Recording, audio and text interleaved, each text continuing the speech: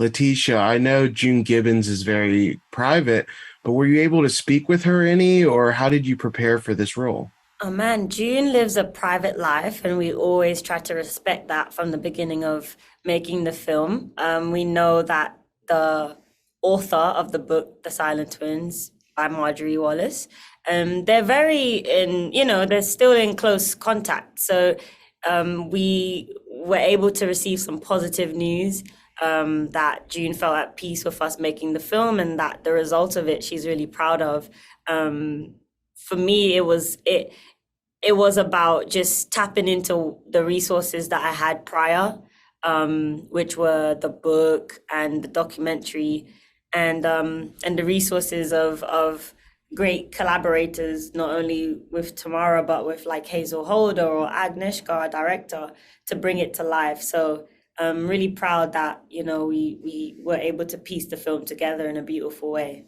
Yeah, it's definitely beautiful. And Tamara, this is such a unique challenge for you both as an actor because so many of the scenes you're nonverbal. It's all going off your body language. So, can you talk to me about how you tackled that aspect of your performance? Yeah, we had a great movement director who had a background in dance and worked with us to find a shared kinesphere and a synchronized movement, not only through sort of the sonic landscape of the 80s, but also through portraiture and animal and different things like that. And we just started to spend a lot of time together to become more kind of used to, what am I trying to say? Used to each other's physical company, physical presence. And then, but also I think trusting that, communication is actually mostly nonverbal, and that the twins said a lot through the lack of movement or the slowness of their movement. Everything was so specific as a form of protest, as a form of building this kind of like oneness, as a form of isolating other people in order to protect themselves. And so we were aware of all these things through research and had a lot of help and resources to kind of imbue them into the film. Letitia, this story at its core is really about these two Black artists that aren't really able to be taken seriously or share their creations just because they're different than their surroundings. So, what about that story just connected with you the most and made you want to come on board?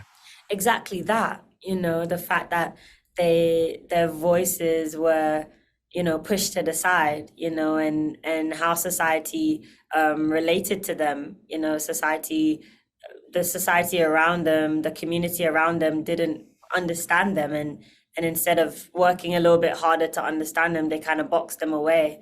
And I think for me, I'm a I'm a sucker for stories of justice and stories of um you know, just people fighting something that's greater than them, and I always like to portray that and bring that to the screen, something that can be impactful for the audience members. So I feel like this story really embodies all of that, just not only strength but creativity, and just taking a look at society, and showing us that if we get things wrong, if we misdiagnose young people in a way that is unhealthy, we could ruin their lives, and how do we learn from that? There's so many layers to this film, and I love the conversations that's being started with it. But like what you said, it's there's a lot to unpack.